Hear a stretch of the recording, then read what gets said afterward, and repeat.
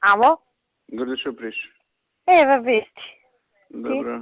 Еве ја сега, пошто завршив пред 15 минути, дојдов у канцеларија и продолжувам некај дома, се изнервирав дополнително со ова копилево од Битола Владо Талевски пичкали макар. Абе, ни направи скандал со овие превозници, бе.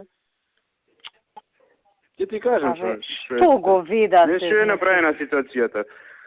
До 2010 до јуни склучи договор со Транскоп, коруптивен до даска, у кој што по поединечен ученик договорените цени му се 10 пати повисоки отколку после тоа, отколку денеска што важат цените со приватни превозници денеска се договорите. Значи Советов у 2010 под опозиција овие му извршиле притисок да ги смени тие договори и он распишува тендер кај што приватни превозници се јавуваат на Транскоп. Да, кој бил најевтин тој? Цената ја спуштаат во однос 1:10 на некој место. Негде 1:5, негде 1:3. Да.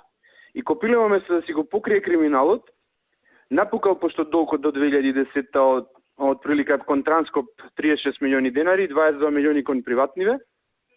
И сега бара преку ЗЕЛС прво, со поддршка од КОЦЕ се разбира, да ние да му ги покриеме долговите. И работи дава поддршка и само да те намери. И таму, како второ, значи, има на сметката негова, на редовна сметка 60 милиони денари, и на сметка за дотации кои што се наменети за исплата на плати и на материјални трошоци 16 милиони, од кога веќе ги исплатил платите, вишок има цело време 16 милиони денари.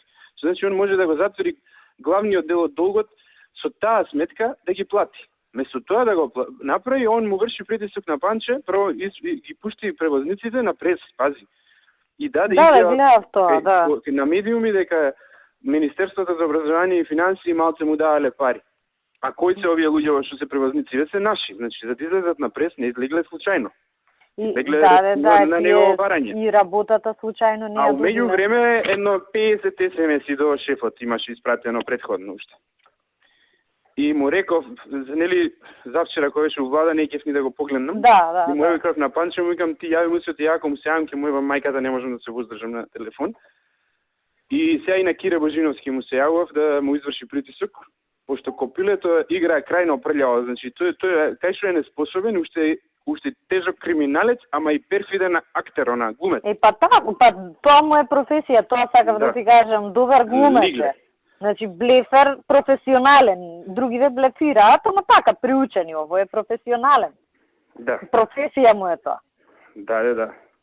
Копилиња со такви се занимава, значи малце ли се тепа му собрание со сите од комуњариве, сега и на толку помош што му е дадена, Копилето пази нас ни прави прес, ми прави он мене.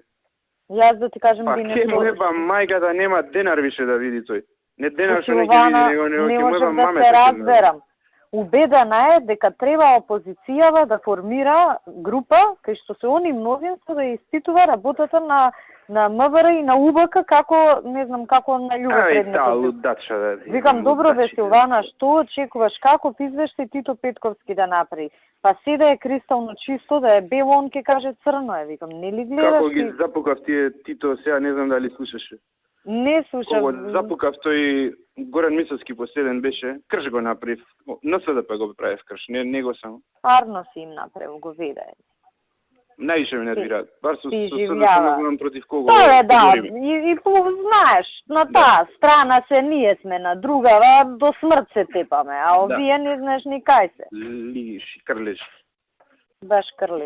Спукав у пизду матер готера. И на крај немаше што да каже, вика, пази што ми вика. Добро, јас себе нема да зборувам за пиењето кафе и за не знам што друго, нешто таму без веза лупа. Ја му одговарам, му викам, добро, од истиот контекст му викам, ја нема да зборувам кој ја тужал, кој ја клеветал Република Македонија во Брисел, пошто имам информации жена му, која што работи у тоа ИПА ревизорското тело кај нас, дека не клевети у Брисел и имаше ризик ИПА да ни ја одземат акредитацијата. Ради неа. Треба негде да ја мутнеш од земја, ако можеш. Ке им ебам матернивни, ке им ебам. Па и ова за визнава либерализација, ја виде пораката на Шифот што му ја пратив. Тие тези не ги измислија у Белгија. Да. Тие тези се од овде прифатени. Знамо се што се случува, шефот е во голем дел им попушта.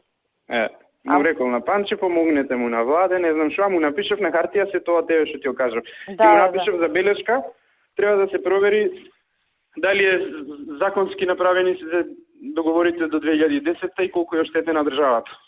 Да. Тој дел него прочитал. Да. Не, помогнете му, за жалење, ние ќеме да му помогнеме.